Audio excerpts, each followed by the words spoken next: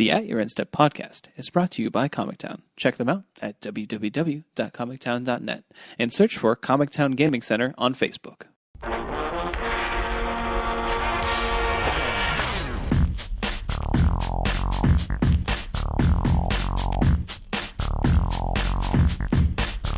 Hello, and welcome to At Your End Step. My name is Morgan, and I'm here with Dave. Yo. And Mike. Hello. We have another fun-filled episode for you this week when we just got back from the Invitational. Not really. I mean, kinda. It just happened a few days ago. We didn't really go anywhere except like downtown. Slept for actual days. So we have plenty of stuff to talk about in that realm, as well as some more Magic Origins stuff that came out yesterday. And then sort of a follow-up to Goifgate, because we know we need to get the final price of that highly sought-after Magic card. And then we have just like the TCG 50K Invitational that also happened that we want to touch on, and then the IQs that also happened during the weekend. And then talk about GP Charlotte a little bit, as well as some stuff that Comicton's doing this weekend that's really exciting if you're not going to GP Charlotte. First, though, I would like to concede formally to Morgan. Going to turns is close last week, but he picked CVM to win it, and the guy took second. So I'm so close. I mean, Dave, you the judge on that one. Do we give him the point? Yeah, we got to retroactively award Morgan. So Morgan won going to turns last week. Awesome. I feel very justified with that. As well as when we actually look at some of the most winningest decks, there are a ton of Amulet Bloom decks. So I was right to kind of point out that deck being something to be worried about in Modern if you were not playing it. So I feel justified in that. No, that's fair. But let's go ahead and talk about the couple of community topics we have. So we got our first glimpse into sort of the mechanics and keywords of Magic Origins. We've learned that Scry and Prowess will now be evergreen keywords. And we have a new, this is a keyword, is it a mechanic or a keyword specific? Keyword. So a new keyword in Menace, which basically is, I always think about like, don't be a menace to that movie or what have you, yeah. Dennis? Not Dennis the Menace, No. though. I'm sure it's a society while drinking your juice. Exactly. Come on, it's an American classic. Come on. Dennis the Menace is an American classic? I don't know if he would have to be blocked by two or more creatures. I don't know. He had to be blocked by two or more Wilsons. Both Mr. and Mrs. Fair enough. You have me there. So, as we alluded to, this is basically the keyword for, this creature can't be blocked except by two or more creatures. So the Pyroheart Wolf, which is something that was, people are familiar with, just came out in Innistrad. So, yeah, that's pretty awesome. Or the Goblin Wardrums, which is like the most familiar. But I really like Pyroheart Wolf. So I think this is really interesting because if you don't know, evergreen means that it's going to show up all the time. Now, when I say all the time, it's like it has to be on every card. But this is like your first strikes, flying, trample, like abilities that creatures just have. These aren't really. We said like mechanics and keywords of Magic Origins, but they're actually not the mechanics of Magic Origins. They're just going to be the mechanics of cards, which I think it's really interesting. One, Scry, I think we could have a whole discussion about, and I want to. But I want to start with Prowess. If only that's so new. And I really enjoyed Prowess, and I'm excited that R&D was able to go, man, this plays perfectly. Let's do this. Yeah, I totally agree. I think Prowess, like when we first saw it, we were like, we'll see what happens with that. But it's actually turned out to be like really, really cool mechanic. It's an intuitive mechanic in the colors they're going to keep it in. Yes. So it's going to be evergreen, base blue, secondary red, tertiary white. Yes. So Jeskai. But they said that there's not really a mechanic that normally is blue and red that they share together. That's an evergreen mechanic, and now they have theirs, which is nice, and it plays perfectly in those colors. Blue wanting to bounce things and and do it in response, and red wanting to burn things in response and pumping. So this is nice. Yeah, so we can really have an in-depth discussion about Scry if that's why we were kind of talking about it right now. So now you've said before the cast that Scry kind of fundamentally changes the game. Yeah, I really think. Now again, when I say that, I don't mean it's a bad thing. Scry is an awesome mechanic. I'm excited to see it become part of the game, and I think it's something that people suggest. It's been discussed enough that people have asked Morrow multiple times, like, hey, are we going to keep getting this? I think hilariously recently he said no.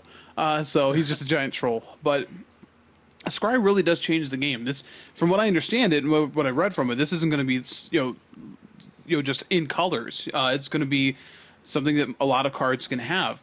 I'm hoping they don't overuse it, but it also fundamentally changes how the game works because you're adding what is a manipulation.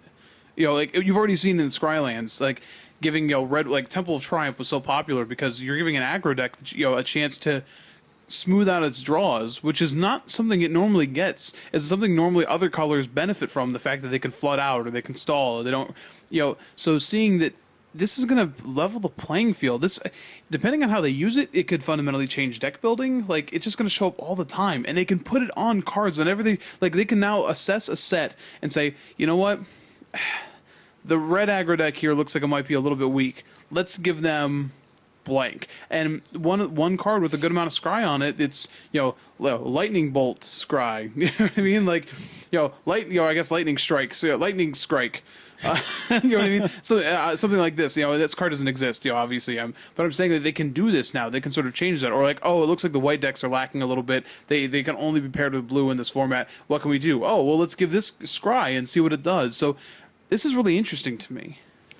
I think it's really funny that we had a discussion over the weekend about like selling standard cards, before they dip too low, and you were like, oh, I sold some Scrylands. I'm like, you know what, I'm going to hold on to these because I think they really like how these turned out, and I could definitely see them reprinting these. Yeah, this is a real thing he said, and I will give you absolute credit on that. That's, it's just interesting to me. I think the other thing, too, that they really liked about this set is I think, at least in Wizards' mind, they feel like they got Scry right this time. If you go back and look at, the first time it showed up, and it was at Fifth Dawn is when it first showed up. Yeah, Mirror to Block at least. Yeah. They just tacked 2 onto a lot of things, and honestly, they've been really dangerous. It's been really dangerous to reprint these things. Magma Jet got a reprint, and I can personally attest to, in a format where you allow Magma Jet to be good, it does crazy things for a red deck. Yep. Okay, allows them to win opens. Okay, but you even had obviously had Serum Visions which they've already confirmed will not be in Magic Origins, despite Scry coming back. Like, they're terrified of putting that card in Standard. Think about the fact that we had Preordain just a couple years ago in Standard, and now they're terrified of the fact that we're letting them see 3 cards if they want to on turn 1. No. So I think they've gotten a little bit smarter about how to cost these things, so it makes sense. I mean, you look at something like Dissolve in Standard, where it's like, how do you make Cancel playable? You attach an effect to it, and how much more upside is then Dissolve versus whatever else? It's high. Yeah. I am hopeful for an opt reprint type card. They won't be exactly like Scry 1. Yeah, it won't be exactly opt. It'll just be like Scry 1, draw a card. So it'd be like, look at the player's Opt. hand, Scry 1. Draw a card. I think that might be a little bit overkill. I mean, opt is look at a player's hand, right? No. No. It's basically just Scry 1. I thought opt was look at a player's hand. Am I crazy? What You're is thinking opt? of you're thinking of. I mean, Peak lets you Peak do does. that. What does opt do then by itself? It's just Draw a card? Look at the top card. You may put it on the bottom. Oh, draw a okay. card. Never mind. Yeah. That's exactly. I'm sorry. I messed that up. It's all right. It's recorded. People will Who be able to cares? listen Why to can't you. they give us Scry 1 peak? We call it 2 peaks. One for you, one for me. I mean, that would be. I think that if they did, opt in modern, might even have some, effects. I don't know if that's necessarily better than Seer Visions or not, but I think people would try it. It's not better than Serum Visions, but I think that's probably like the best cantrip type card that they will be able to print. Gotcha. From now on, I think Serum Visions will have a chance to be back in Standard. I think it cannot be in Standard for the next year, and I think the number one reason is Jeskai Ascendancy. I don't think they could be like, hey, here's Jeskai Ascendancy, and I don't know, Serum Visions. Oh, okay. Yeah, even opt seems kind of scary. No, it would be very scary. So I think people are asking we can get this back. I think there's a time where Serum Visions could be in Standard. It would obviously be powerful, but I don't think it will be any time near Jeskai Ascendancy. So yeah. I guess keep that one in the back of your head for rotation. But it'll be cool. I'm excited to see what kind of cards get Scry tacked onto them and if they're pushed. I mean, yeah, it just and I don't know. I really this is interesting to me because this is these couple of keywords and what we're going to talk about with the next part of this. Yeah. Really starts to shift what This is a subtle change. Like Mara wrote an article saying this, but honestly, like adding Scry and then what they're doing next, which is we'll talk about with protection, is really going to change the color pie a little bit. Like I look forward to that article. I look forward to that discussion. Yeah. So, with them adding things and changing things, they are taking away things as well. So Intimidate and Landwalk are going to be no longer things they use, basically. And Protection is going to be minimized. So they're going to be it's going to be something that is evergreen to something that is going to be used rarely. So I think like that makes sense. Landwalk makes sense. All right. I mean, I'm trying to think. When's the last time Landwalk was reprinted? I don't even know. Not since I've been playing like competitive Magic. Like, there's always like the random like Bog Wraith effects in the core sets. yeah. It's just like the random cards. Might have been. It was probably Zendikar. Is probably the last time I. Oh yeah, because because you had Riverboa. No. There was a Fireball. there was a card in Avacyn Restored that I think had Swamp Walk. I'm pretty sure it had Swamp Walk. I'd have to look it up. These aren't like constructed playable cards. No, not Hey, at all. Riverboa, man. Yeah, Riverboa was sweet in like had its day. 1996. So It lives still. So that makes sense. Them not wanting to do that, sure.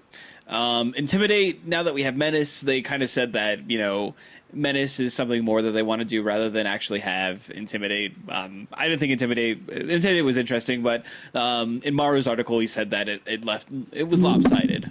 So Mike is an avid fan and is currently watching the Cavaliers game, and his phone slid off his mic stand a little bit. So Sorry.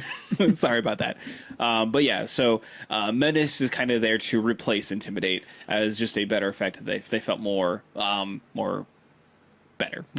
Intimidate. So Intimidate made a lot of flavorful sense. Like Fear never made a lot of sense because yes, you had the flavor that artifacts can't be afraid of things because they're robots or whatever, but you only had like. They said that the wording was awkward because like the creature had fear instead of causing fear, which is awkward.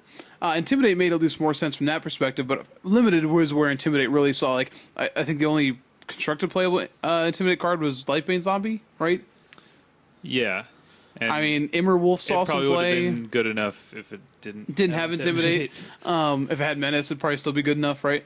But Yeah, yeah. Intimidate, it made limited formats really awkward because we saw a couple years ago where blue-black was so insane that a Cursed Spirit in a core set was just disgusting. You took it.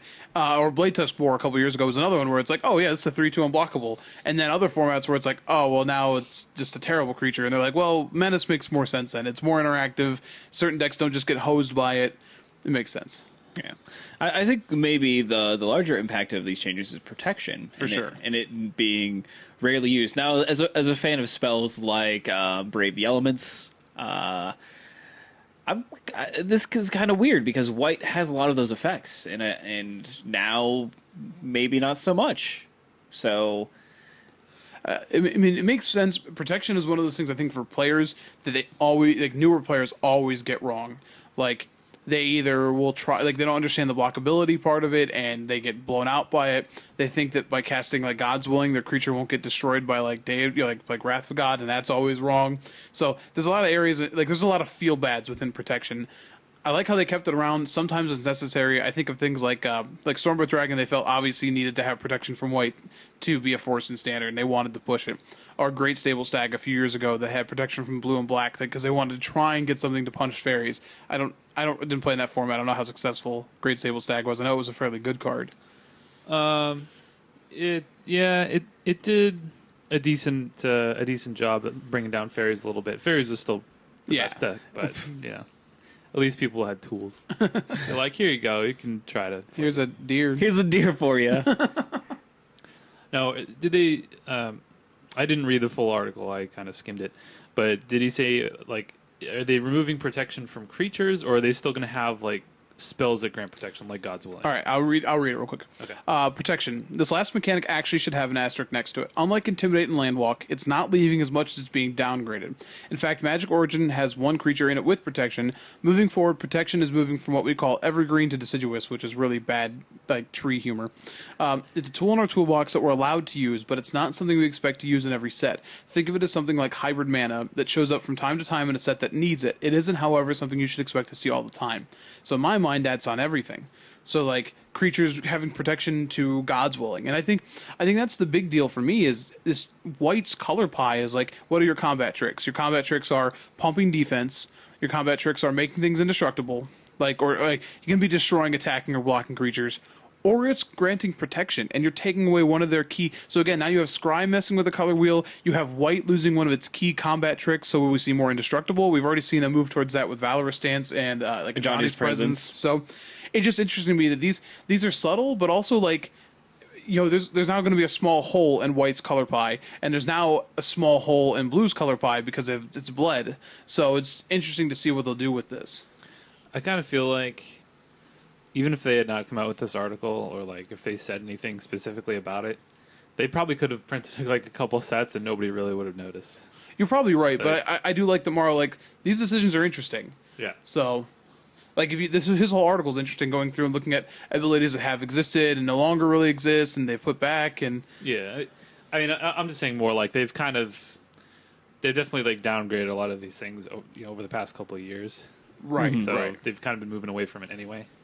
But Yeah, it'll be interesting to see what happens, and I think, you know, once we, you know, get the full idea of Magic Origins, we'll have more of an understanding. Now, there are actually a lot of Magic Origins cards that are released. There are about 70-something of them.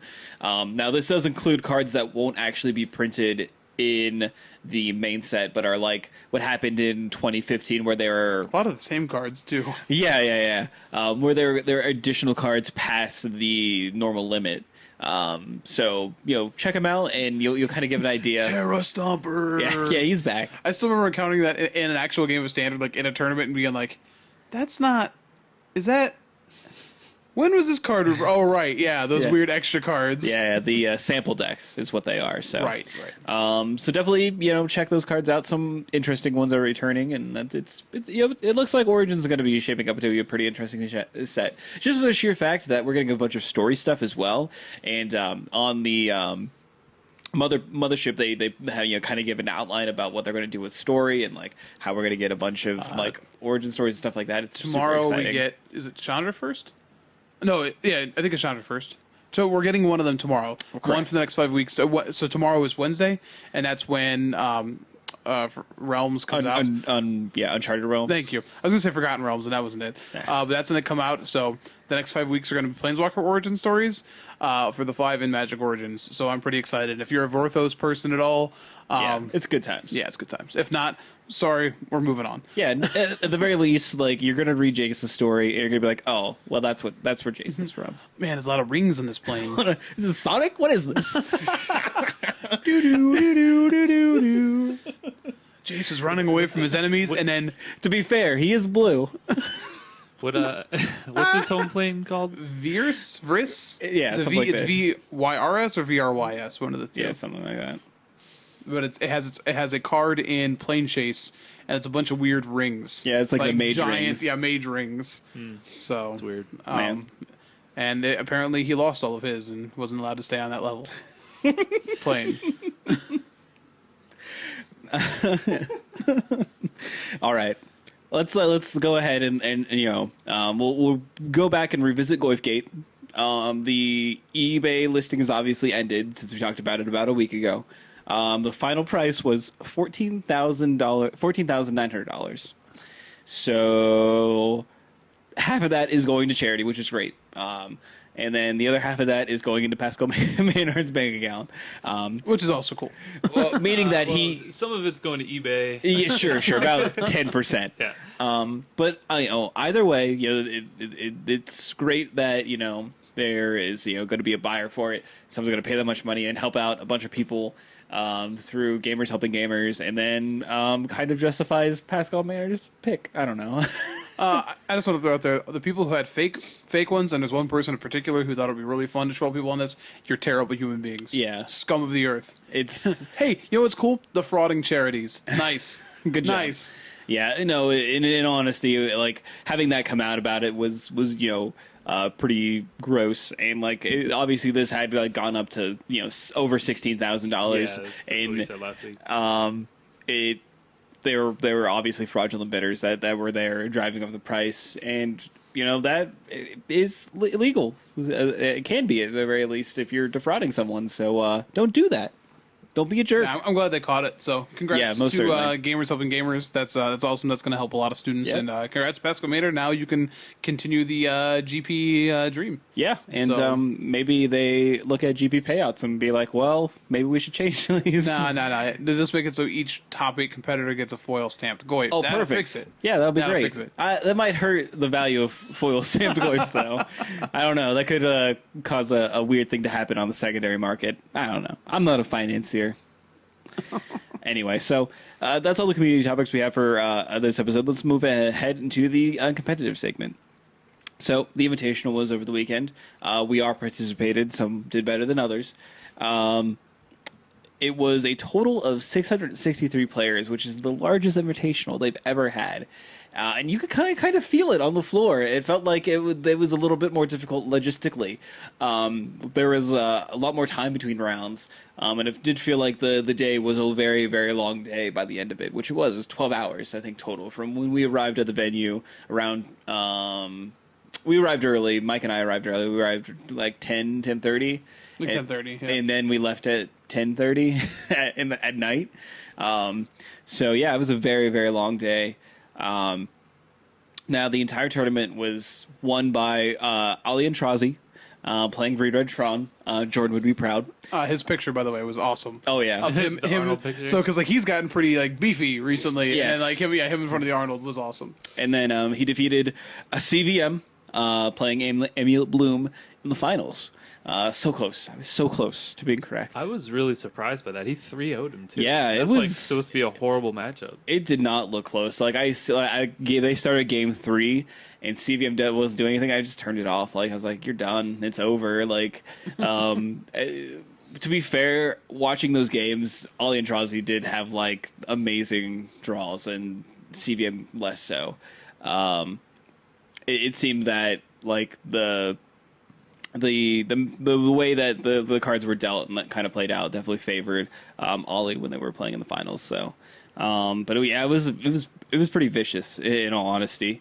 Now we do have some other notable names here. In the top 8, Josh Ravitz playing Jund in Modern, and then Kyle Bogamy is playing Grixis Twin. And then Kyle Lagos, by the way, who Jordan.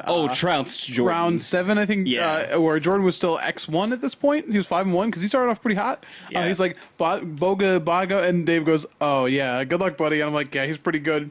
Got destroyed on camera. Like he was saying, like he was playing the Esper Dragon's Mirror, and like after him was like, "Hey, do you know when you lost this game?" And he's like, "No." He's like, "When you cast this Anticipate on turn blank, like I knew." And he was just like, "Oh, okay." And then Jordan apparently, I'm telling the story for Jordan, but he's apparently said like, "So hey man, like how did you get to the point where you're there and you can give me that kind of advice?" And he goes, "Man, my best friend's Patrick Chapin. I don't know what to tell you."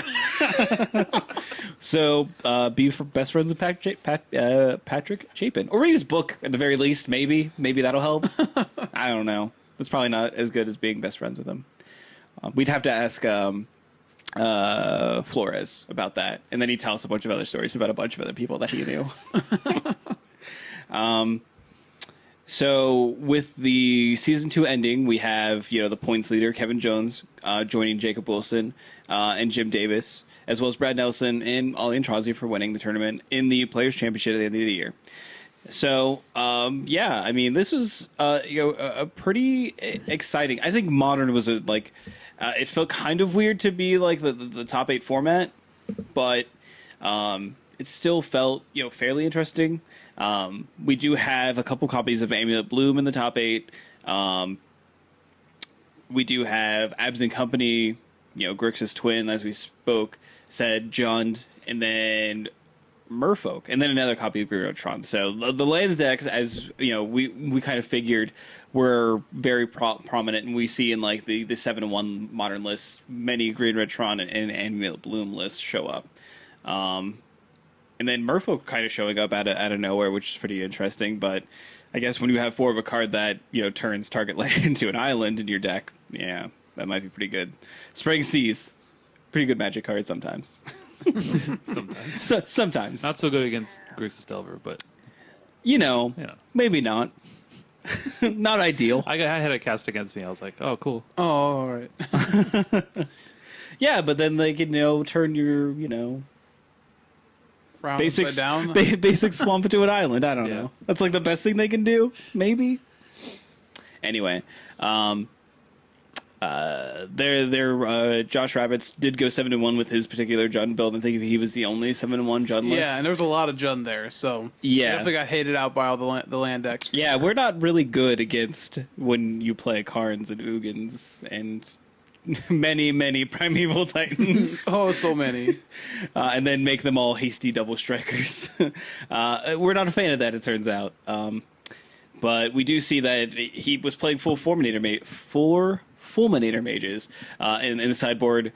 I think, obviously that's probably more of a hedge against Tron, and maybe he kind of gave up on the Amulet Bloom combo deck.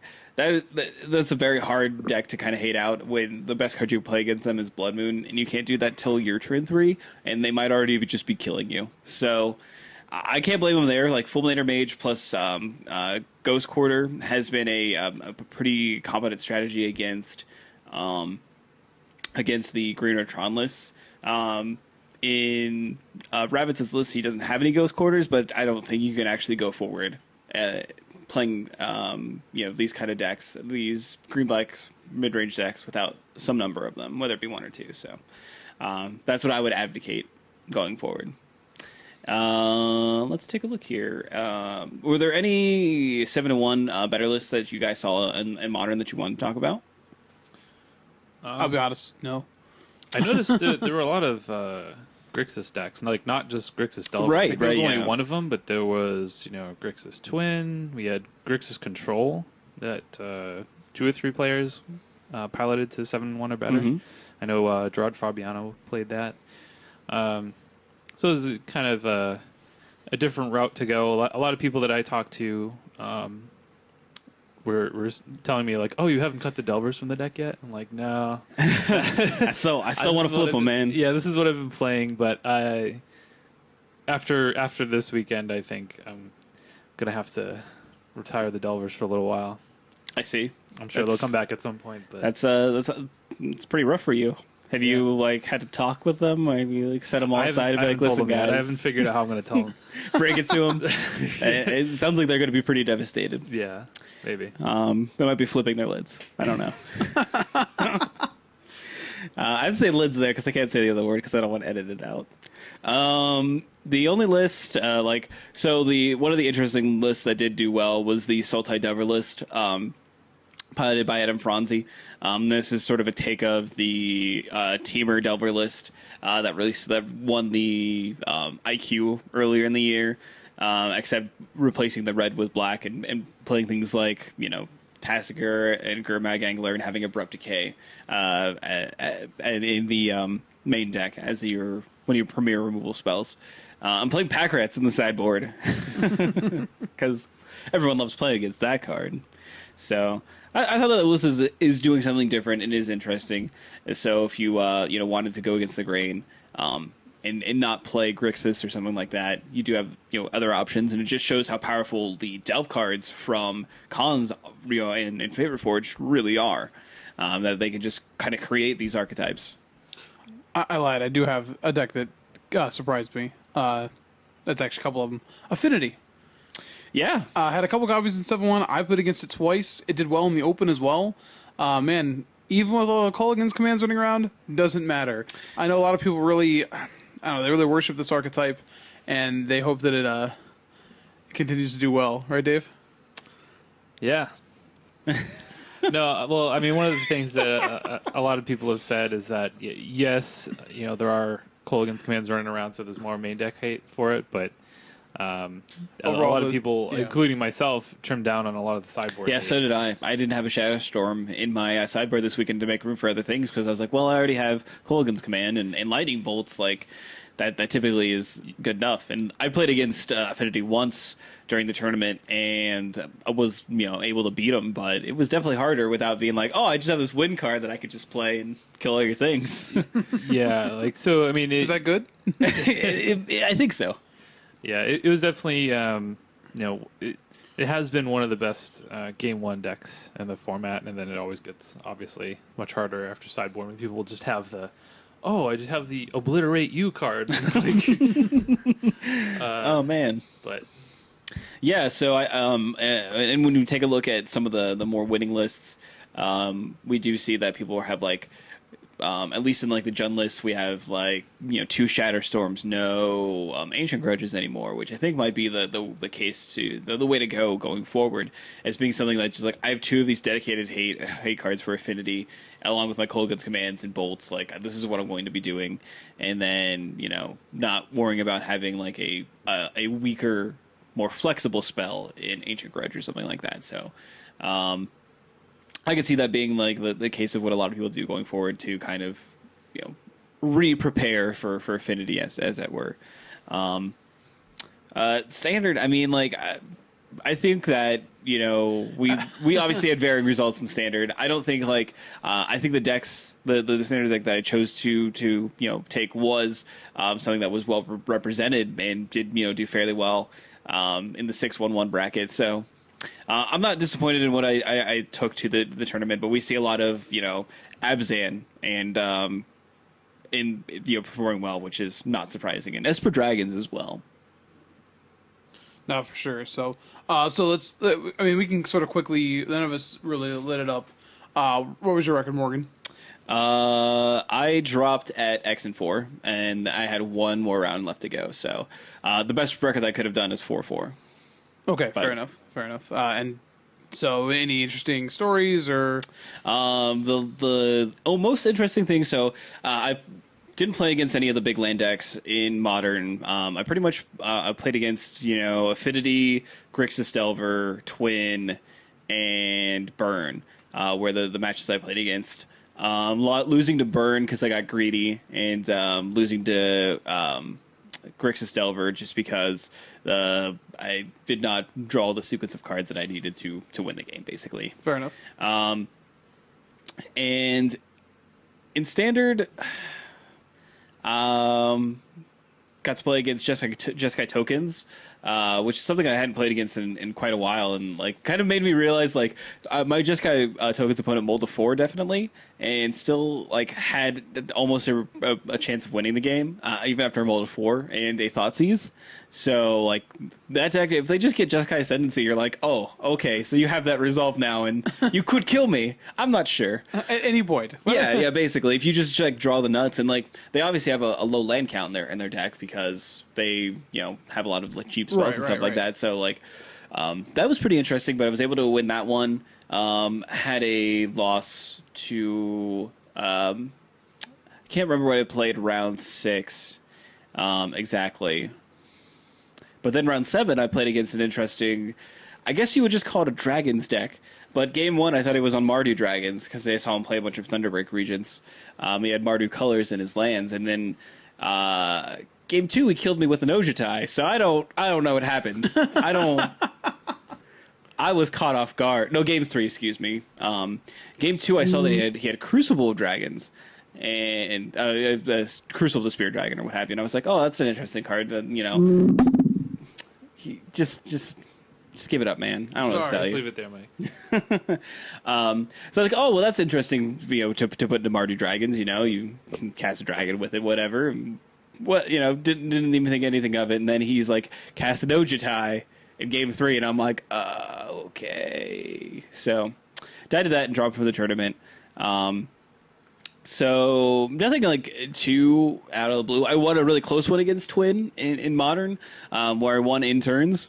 So that was pretty exciting. But other than that, I feel like my tournament was pretty average. Nothing really too exciting. I'm disappointed that I didn't day 2, but I definitely felt that I did a little bit better in this invitational rather than the first invitational. So hopefully that trend will keep continuing in the future. Dave, how'd you do? Well, I had a pretty interesting day. So I managed to go 3-1 in Modern. I actually got paired up against our buddy RG in round 1, which is hilarious. I saw that across the room. I was like, of course. It was hilarious. And you might remember that I played him in the finals of the PPTQ that I won. And we've been kind of going back and forth like on Facebook chat, like just talking about Delver and like, you know, what changes to the list, and we're kind of basically on the same list. So I got paired up against him round 1. I was able to win that. Played against Jund round 2. won that one. I was able to beat Blue White Red, like just got Control, which is actually kind of a tough matchup. But I was able to stick a Blood Moon in sideboard games, and then paired up against Andrew Boswell in round 4. He was playing Jund, and honestly, they were. I lost the match 2-0, but they were two very, very close games. Game 2 was pretty insane. He had an Olivia that just completely took over the game. No. And I just couldn't find a Terminate or a Murder's Cut to kill it. But I felt good after Modern. 3-1 was.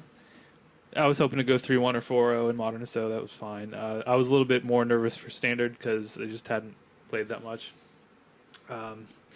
Ended up playing against 3 Abzan mirrors. 2 of them were more, yeah. 2 of them were more the Ichikawa list with Death Mist Raptors and in the Seder Wayfinders, and one of them was actually like almost a Stone Mirror, like almost the same list that I was on. So I won the first. I won the first mirror, so I was actually 5-1. 4-1. Sorry, and then managed to lose the last 3 to not make day 2. The other Standard deck that I played against was a bit of a surprise to me because I didn't know it was actually a deck. But Naya Heroic just got ran over. Like game 1, I cast Thoughtseize and then I died. That was it. And then definitely in game 3, I had the card Warrior's Lesson cast against me, which I've never seen that before. He drew 2 cards, didn't he? Oh, he did. And then the next turn he cast Become Immense, and I was dead. Yeah, he certainly taught you a lesson. Yeah, he did. A Warrior's Lesson. Let's be fair. Yeah, last round obviously was 4-3 playing for day 2, playing against the Megamorph list. I lose game 1 pretty badly, just get crushed.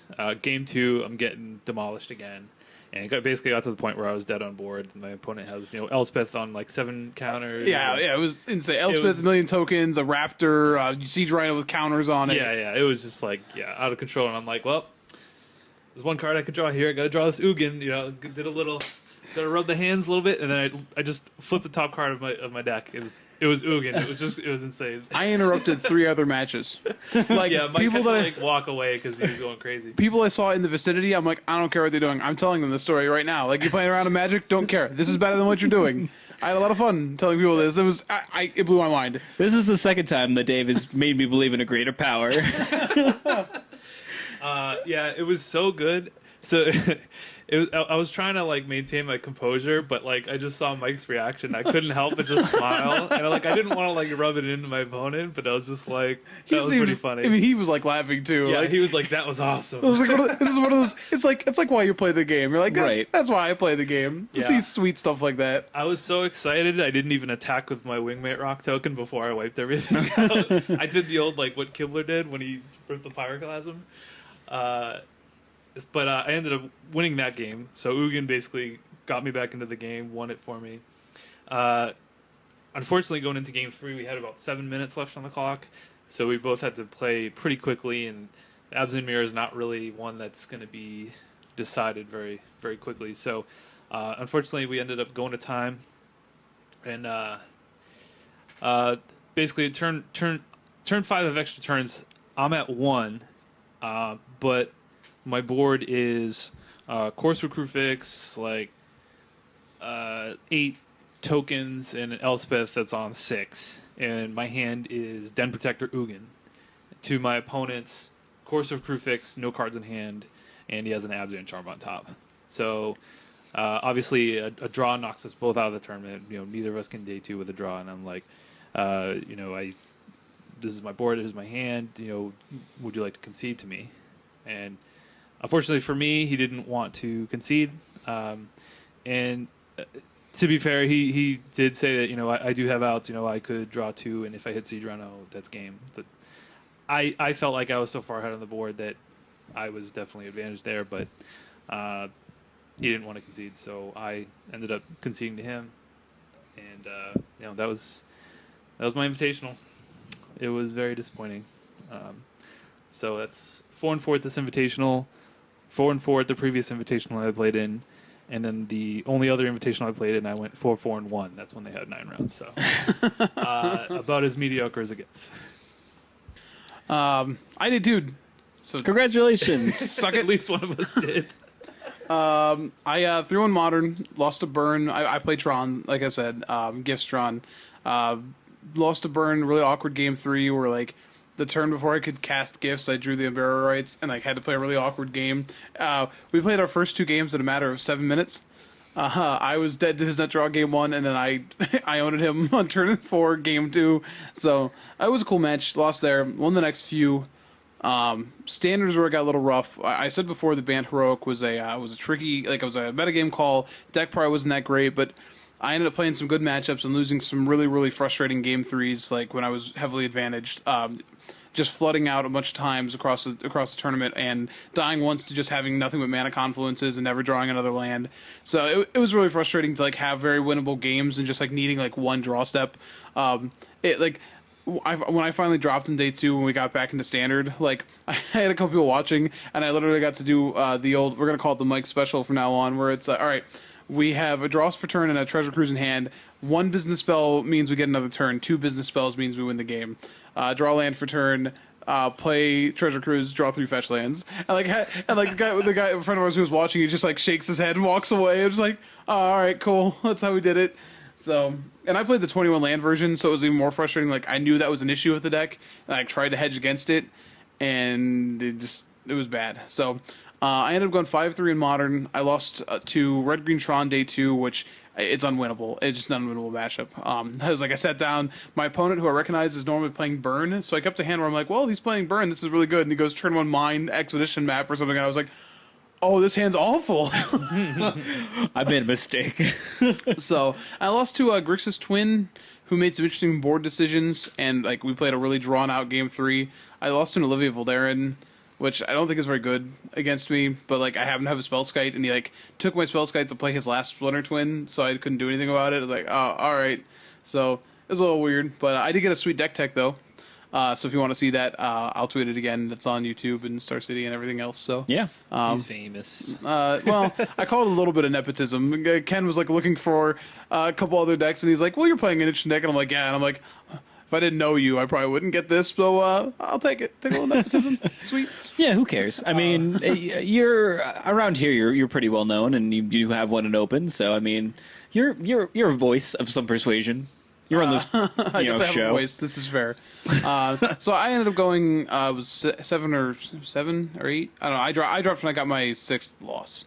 So and I went into the vendor hall at Origins and I bought some foils in the battle box, and I felt better. Good. Yeah.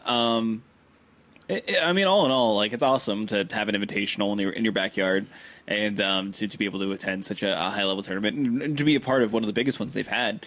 It was pretty awesome. I wish that it had run maybe a bit smoother, but I feel like anyone else running that size of a tournament with with anything that's going on would probably be pretty difficult. I still think they did a terrible job, so I don't know what to say. You guys didn't play in the Modern Open. No, I wasn't on the pairings board once again for the Invitational. That's 2 invitations in a row. Neither were 100 other people. That's true. An 8-round tournament. Now, granted, we had 55-minute rounds, but an 8-round tournament we got done at 10. So, or it was after 10. So it was not great. For a Star City event, I expect better. So, but it was a large amount of people that hadn't had that many before. So, Yeah. Now, let's go ahead and move on to some of the other tournaments they had. So, they did have it open. It was Modern. It was the largest ever Modern Open, and then the second largest Open ever. And I think the first largest Open is still the Modern Open. Wait, is that? No, the largest one they've ever had was that one of the invitationals. I think it was like in New Jersey. Oh, okay, years ago that makes sense. Because there was another Modern Open that was pretty high as well. That was high of the hub there as well. So clearly a demand for Modern. Yeah. Now helps that the Invitational was Modern. So I'm sure there's just a lot of people there that were prepared. So it was won by Green Red Tron. So it was a good weekend for that deck apparently. Even Jordan showed that because he 4-0'd the first portion. yeah, he 4-0'd day 1 of Modern. So I mean, like, It was a good choice, and we kind of knew it was going to be just the way that the metagame was kind of shaping out. So, Yeah, I think a lot of people were moving to Jund. Mm-hmm. And if you want to be Jund, play Karns. Yeah. Play doesn't care about an Jund. endless stream of Warm Coil engines. So, we also see Rudy Brisca and Andrew Boswell show up, as well as the previous Invitational winner Dylan Donegan making appearance in the top 8. So it was a pretty star-studded one. Boswell playing Jund to surprise of no one. And Brisca actually being in second place playing Grixis Twin. So it was just nice to see, like, I don't think the Open was anything more groundbreaking than the Invitational. But it was nice to see just how many different decks can show up. Yes, obviously the metagame here started to shift.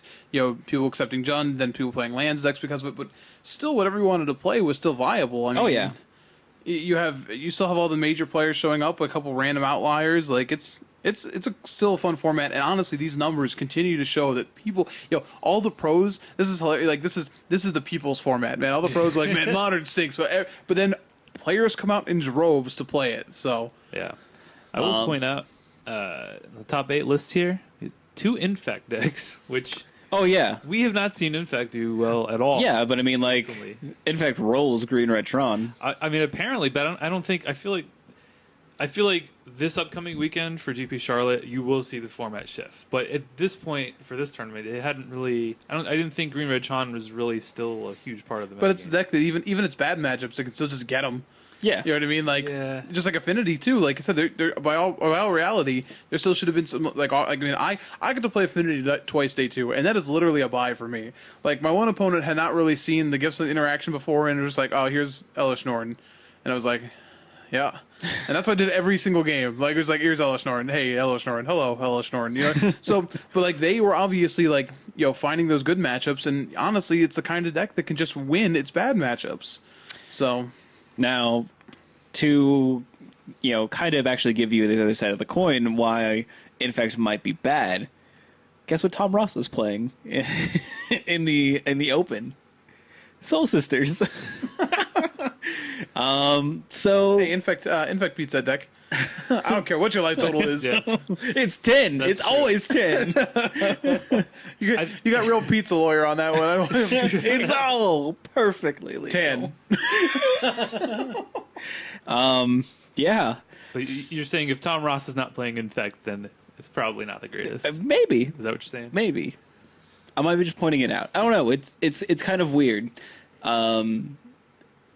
Modern is not like as simple as a puzzle as Standard is. Obviously, you can kind of, as we've said many times, you kind of just play what you want to play. But there are certain times when what you want to play might not be the best choice. So we'll kind of see where everything shifts. But I mean, Tom Ross not playing Infect makes me think that it might not be the best deck right now. Also wanted to give a shout out to Eric Rose, who is a local player who got a top 32, as well as Dan Musser playing Esper Patrol, got a top 32 as well. I saw Eric tonight, and I harassed him about that because he's like, I signed, and I wasn't sure what to play this weekend. He's like, oh, you can play this deck, and he handed me his Abzan Company deck. I'm like, oh no, I don't like playing bad decks. he's like top 32 the Open, and I'm like, didn't you play in the Invitational? And he's like, yeah, and I'm like, so like. Still, we want to give him a shout out. No, I was harassing him. He did a good job. Notably missing from all of these results, Bobby Colgrove. Oh, I Dang. thought you were going to say me.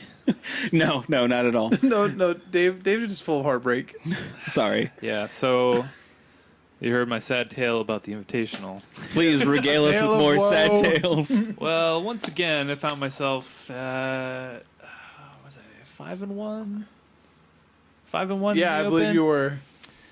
And played against Blue White Red Control, which again, bad matchup.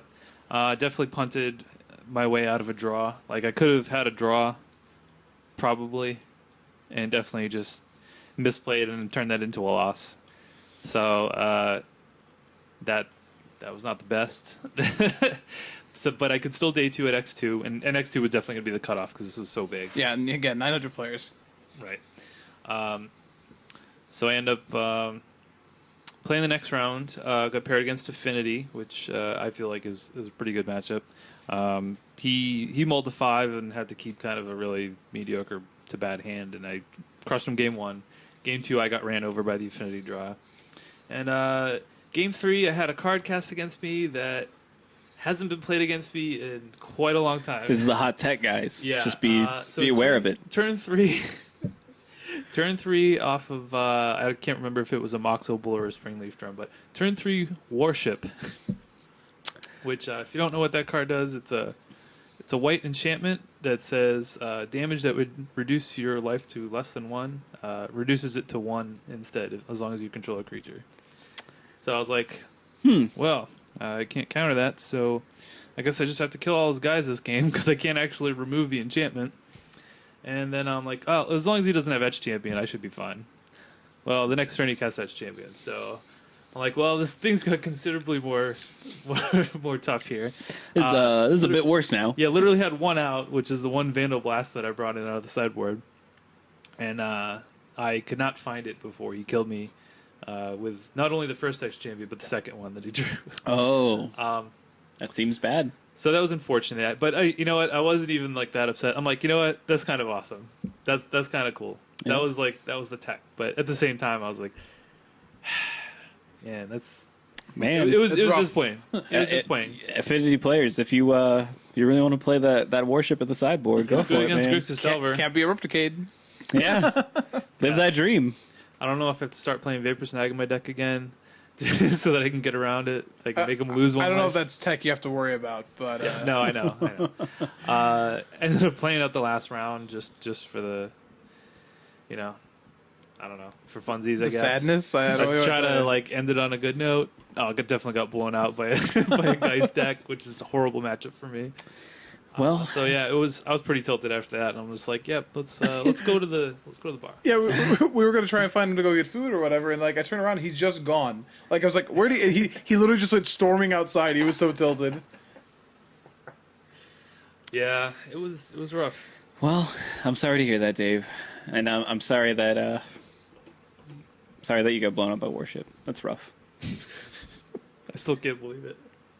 I didn't even know that card was in Modern, but He played the clearly eighth- believed he played it. the 8th He played edition Warship. once. I'm like, I guess it is in the format. Oh, Would you man. have called a judge if you played like the Saga one? I would have been like, I would have thought about it. I'm like, is this card? I didn't remember it Judge, getting this is reprinted. not a thing. I mean, so what? Well, it's like an 8th or 9th edition card. It was originally in Urza Saga, and it Right. was reprinted in 8th, I believe. Right. There's a lot of weird cards that are like in 8th and 9th edition. You're like, oh, that probably just shouldn't be in this format. Like mean, Blood Moon. we'll Let's just be say- fair. we'll Like just- that probably shouldn't be in this format. We'll just say it's not a card that they would probably reprint. No. Again. Along But- with like Choke and Boil. yeah. It was in 8th and 9th. Oh, wow. People really were devoted to that card. They certainly were. Not to get confused with like the actual devotion mechanic. No, they just bow down before it. I certainly did. You could probably go on forever, couldn't you? I mean, it crossed my mind. All right. That's a subtle one. I'm gonna stop there. That's pretty good. So let's talk about a little bit about the standard IQ. 271 players, won by Jeff Hoagland, playing Mardu aggro. And this is a pretty interesting list. Obviously, Jeff is a brewer, and usually he's going to be coming to a tournament with something interesting. So if you are looking to play something interesting in Mardu colors, I would definitely encourage you to look at his list and put those Goblin Rival Masters to use. They might have been collecting some dust so you can brush them off. I put them to use on the buyer playmat. That's true. So did I. So I can't play this list, but.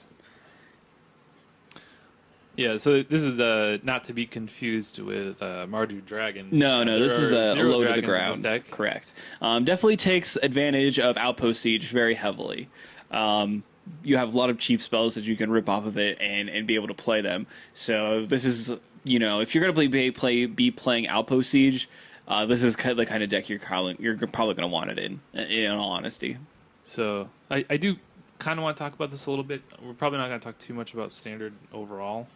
But this is something new that we haven't really seen or at least haven't seen it in I was in say, a this while. looks actually a lot like Ben Stark's list. Yes, that's what it's very reminiscent of. It's yeah, like just Did Ben take away Stark have the Chamber Rocks. sideboard though? What? I mean, The maybe not the sideboard is pretty transformational interesting. sideboard, but definitely the Yeah. thought seizes and stuff. I mean, give him credit. This is a good deck, but I mean, this deck has been around. I don't know. He's playing 4 Monastery Swiftspear. Also, I don't know that I've seen that one. Does that constitute a new archetype? I was unfamiliar not with a new archetype, but I haven't really seen Mardu without Oh, no, Stormwrath Dragons in for some sure, capacity or anything like that. Yeah, he's just sticking with the Rabble Master, Swiftspear, Seeker of the Ways, and Soulfire Grandmasters as his creatures. And then the board is interesting because he has a land, so he goes up to 25 lands, and then can board into End Hostilities, Anger the Gods, and Elspeths. So he can actually go more of a control route. Yeah, and It's 4 thought seizes as well. 4 Thoughtseize as well, yeah. So it's a little bit reminiscent of Brad Nelson's deck from way back in Pro Tour cons. Yeah. So interesting to see this kind of come back. 4 Outpost Siege, again, like you said. Yeah. He ain't scared of any Drew Uncle's commands. But yeah, this is pretty cool, and I would actually look to play this if I didn't already sell my Rebel Masters. Oh well. There's FNM, but there's not really many huge standard things coming up. So I mean, there's an open in Indy. Yeah. I mean, we say this like. I think we've all gotten to this point. Like, this is a good standard format. We've enjoyed it, but I think we've all gotten to the point where we're sort of disenchanted with it. We have a chance to play a ton of Modern, and that's really the focus. And then, like, Dave and I get to focus on Sealed after this. So we won't really probably look again like too hard at Standard, at least for our own necessity until Right. Origins. So if we come off a little bit, it's that like, oh, okay, this is cool. Like, that's sort of where we're at, and that's what Summer is at this point. We get another set, but really it's going to be looking towards battle, looking towards Theros rotating out. The format tends to sort of get stale, and we've seen that Abzan is sort of making the format stale. Yeah, I mean, in to be honest, I mean, Modern is more relevant right now. I think to more people, or I guess more competitive grinders, with all the PPTQs coming up being Modern. So, but yeah, I thought that was cool. I thought it was a cool deck. I'm glad it wasn't just another Abzan deck. most certainly. Yeah, no, it's definitely awesome to see that, like, that form of deck kind of come back into, possibly being good again. So we'll keep an eye on it and see if anyone else does well with it. The Legacy IQ had 277 players. It was won by Noah Walker, running it back with Grixis Delver. He split with in the finals with Brad Nelson. And then we have Rich Shea, who's a member of the Vintage Super League, as well as Joe Lossett, showing up in the top 8. So nothing too amazing as far as the top 8 of Legacy. Showing up here. Omnitel, it being something that was on the rise and is still a pretty good deck. So yeah, if you want to take a look at Legacy lists, you're not listening to this podcast for that. So I will say there are a couple Grixis control lists, and there's one in the top 8 and one that finished in the top 16. And that's kind of a deck that I feel like has been getting more traction in Legacy. Something I've been noticing a little bit more. Mostly because it's something I could see myself playing if I ever have to play Legacy. So, just wanted to point that out. making them Dak Fadens more expensive. We get them young Pyromancers in there in Legacy, man. Did we mention for Omnitel that Omniscience is now a $40 Magic card? Way to go, Brad Nelson. Yeah, it's a small set mythic, Whoops. Also, Snapcaster Mage is like $1 million. Oh, yeah, $70 foils are like $250. Yep. Hashtag finance. Go back 3 weeks in the past. Oh, I'm sorry. $80 now. Is the really? current price in Star City. $79.99. Oh. Seems good. I still need one of those. Glad I got mine when they were still in Standard. Oh, I definitely had to place it when they were in Standard, and then got rid of them, of course, because I'm a fool. A fool. Now I just have to buy them again. I have 3 of them. I have 3. Pretty excited my Goblin Guides became these at GB Cleveland. Yeah. Because they have doubled in price since then. Yeah. Goblin Guide has not been, has been a gainer as well. But man, feeling pretty good about this one. Yeah, I don't blame you there. I'll eventually pick up that last one. I don't know. I'm not playing When they're anything. $150. No, they're obviously going to get reprinted again in some facet.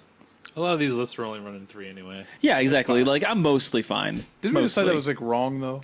I feel like it's wrong. I played 4, but you could make an argument for playing 3. Yeah, and I mean, like, there's other like twin lists out there that only play 3. It could be fine. They're wrong, but it's okay. I can be wrong. I'll save $80 and be wrong. That's fine. Yeah. Actually, that's not at all the right way of thinking about it. You should probably play the right amount of cards in the deck, regardless of price. If you Anyway, can find one. so there was another tournament that happened over the weekend, though you may not have even known it actually happened. I didn't even know that this was a thing because I did show notes for last week and it wasn't even in there. So there was a invitational held in Las Vegas for TCG player.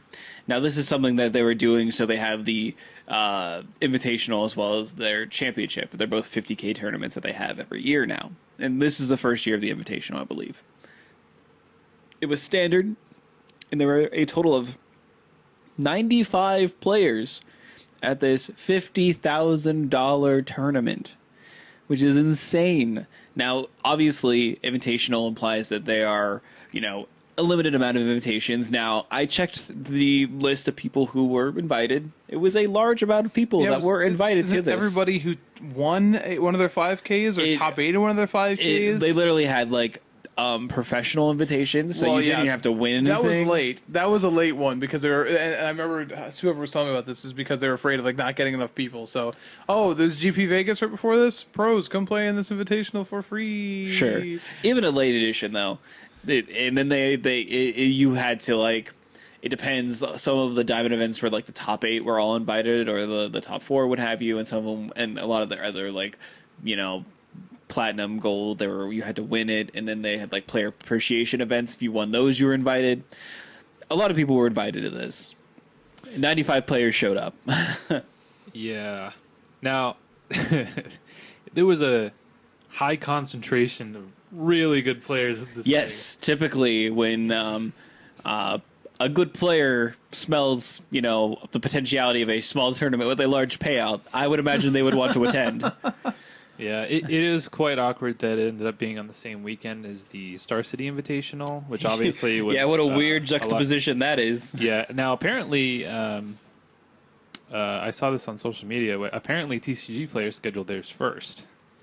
I don't know if that's 100% true or not. Mm-hmm. It does make sense from their perspective if, like, having it the weekend after the GP, because a lot of the pros would have been in town for that anyway. So I can kind of see it, but... Apparently, if you're not breaking tournament records with GPs, just don't hold a tournament in Las Vegas. Yeah, it's not a very densely populated with Magic players. I would think. I can't imagine that actually being the case. I know that there are definitely some prominent voices that live in the area.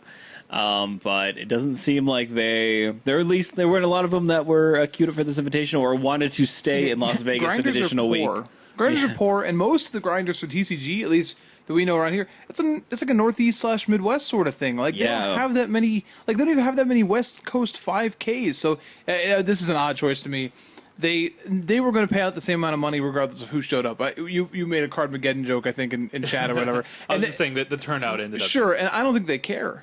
That's the thing. They were going to give out the same amount of money either way, and they got to put high quality players on camera.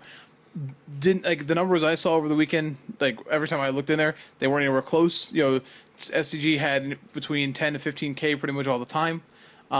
So I don't know. TCG has to fundamentally go back to the drawing board about this. Events with a ton of money, just throwing money at people it's great. The people who go love it.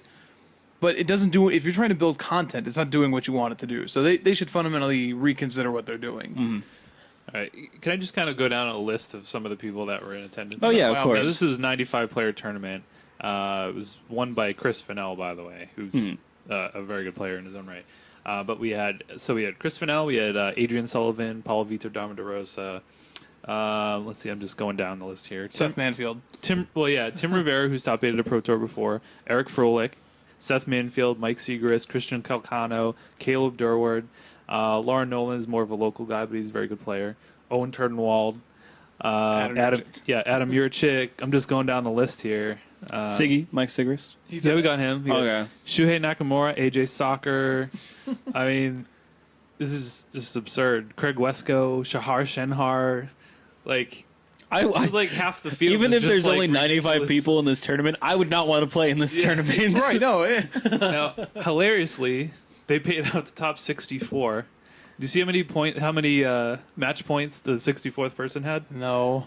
9. Yeah. I would only have to win 3. Yeah. You win Still 3 a matches. That's min In this cash. field. Yeah, I don't disagree with you, but I could have tried. Anyway, yeah, and we'd commented on this before the cast, but Chris Fennell was playing Green Red Devotion. There were actually a lot of Green Red Devotion lists, not only at this tournament, but at the Invitational as well. So we'd seen it kind of take an uptick on Magic Online and, kind of expected it to show up in the paper tournament. So, I don't know, like that deck kind of seems like it might be pretty easy to kind of hate out a little bit. I don't know. But we'll see. Play your Ugins. Ugin. Just flip them over like the top of your deck. Yeah, You just have like to know when it's there. just rub your hands together and then just Ugin. That's how you do it. Apparently, I saw it happen. Yeah. So fact. Every time. Anyway, that's pretty much all the tournaments that happened over the weekend. We had fun, and we're about to go into another big tournament weekend coming up here. So, Before we move off, sure. I just want to say real quick. So even though my tournaments were very disappointing, like record-wise, I will say pretty much everybody that I played against was awesome. Like I met a lot of cool people, had a lot of cool like conversations. Like even when I was losing, I was having fun. Obviously, it was disappointing that I didn't do better, but the people were awesome. Yeah. I had a really good time. Yeah, it was great. Itself. It was good. We saw a lot of friends we don't necessarily get to see all the time, and so that was pretty great. And had some good times, had some laughs. But yeah, it was awesome. So can't wait to go to the next invitational. Probably won't be going to Jersey because I'm gonna try to go Jersey. Jersey. Because Jersey. No, I don't have to. I actually have zero time to take off for the rest of the year. So I've got stuff planned, but that's about it. That's about it. So this weekend though, GP Charlotte and Mike and I are going. Yay! Why not? It is modern. We get some sweet swag, some Noble Hierarch playmats, maybe some sleeves depending on how you register. A pin, even if you have the money. That bronze. That's how I registered. I haven't registered. I haven't made my choice. You only got a couple days. Don't forget. I'm not going to forget. Like Saturday morning. Oh man, I'm not even able to play in this event. Yeah, this is going to be a big deal. I mean, I feel like this is going to be like GP Richmond from last year. Maybe not as big. I hope not. I really want to play in the same room as my friends. So hopefully we're not split into 2 different tournaments. Did you see they're gonna have street signs for table numbers? Of course. That makes sense.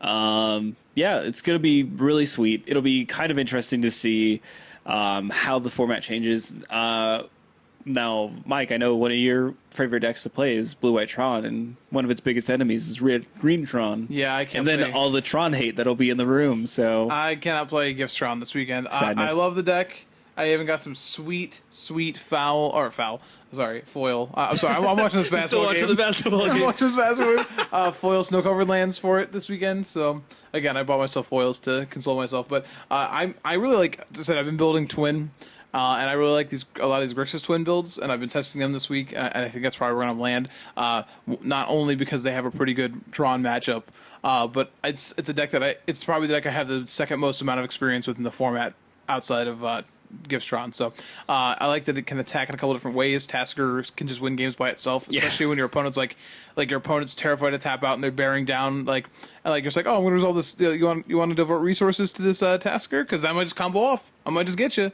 So it's been pretty interesting playing it and learning the deck so far. Sideboard I'm still working on. Really want to play a Jace, Architect of Thought. Really want to play a Shatterstorm. So we'll see. But that's probably where I'm going to be this weekend. cool. I will obviously be playing Green Black X. The X is still undecided at this point in time. With Jund doing so well, it might be time to switch back to Abzan. In all honesty, it doesn't affect your bad matchups. When taking a look at it, Tron and Bloom, you're probably still a dog against them, regardless of what color you decide to splash. Again, you gained an advantage over Jund, with Lingering Souls being a huge trump in that matchup. And you can still play most of the things you also get to play Stony Silence in the sideboard, which is really, really good against Green or Tron a lot of the time. Not being as being like an additional hate card that you can kind of play and still gets them, which forces early interactions. So I think that might be. Now might be the time for that. Another card that I saw on a lot of sideboards for Abzan is Bloodbear to Vizkopa. And I think it could be time for that guy. So I think that's where I am. Obviously we'll talk it out with the rest of the guys and see if I'm not Let's insane. talk it out. We'll talk it out with the rest of the guys. What do you guys think? It's time to make some Souls Linger. I don't know. I'm a big fan. I really want to just play. So RK Post makes awesome tokens now. If you haven't seen one of his booths, The manifests are unreal. yeah, awesome tokens, and he has Edgar Allan Poe spirit tokens, so they're Pokens, and I want to use them. So it might be time to return to the Abzan. But if you aren't going to GP Charlotte, Comic Town actually has some pretty awesome events happening over the weekend. So they have a Modern Masters FNM draft, which is capped at 32 players. And then on Saturday, they have it'll be Saturday the 13th, yes. Yeah. On Saturday the 13th, they'll have a 1K Modern PPTQ. It's a Super IQ and PPTQ combined. So if you are going to Charlotte but still want to play some Modern, there you go. No better time than now to go to Comic Town and Here, right now, right here. and play some Modern. I will be there. Yeah, Dave will be there because. So I think while you're doing that, I think we're also gonna do something cool this weekend. I think in Charlotte, right, Morgan? Yeah, we actually are going to be attending a podcaster meetup for MTG Cast, so it'll be awesome. We get to meet some of our fellow podcasters that are part of the MTG Cast network, and we're super excited about it because we obviously have been a part of this community for a long time, but haven't had a lot of opportunities to meet people. Yeah, we missed out on Vegas. Yeah, so missing out on Vegas was rough, obviously. So we're excited to meet some of the people that podcast and listen to our podcast as well. So we will be there. We'll be at the meetup that is organized and everything like that. So and hopefully we'll meet a bunch of fans. Like I know in Richmond we definitely met some people that are huge fans of the show. So we hope to see everyone. Come say hi. Yeah, if you want to come say hi, take a picture with us, whatever, or just talk to us about the show or what have you. We're totally approachable and obviously very friendly. So, and if you're just a regular old Columbus this weekend, then I guess you can say hi to Dave. Yeah, whatever. You probably see it all the time. So yeah, we hope to see you all at GP Charlotte. Now, if you want to follow us on Twitter, you can find us at Your Instep. We also have a Facebook page, which is facebook.com/@YourInstep. Our email address is @YourInstep@gmail.com. And you can also visit our website, which is @YourInstep.com. So pretty easy. There are plenty of ways to contact us. Also, please be sure to check out Comic Town Gaming Center on Facebook. You heard about them in the beginning of the show, but we want to definitely remind you to go like their page and attend their events. They got SCG regionals for the summer, so we definitely want to make note of that, and we'll likely be there. And hopefully we'll see you attending when that rolls around here in the near future. But that's everything for this week. We will catch you guys next week, and you have a great one. Bye.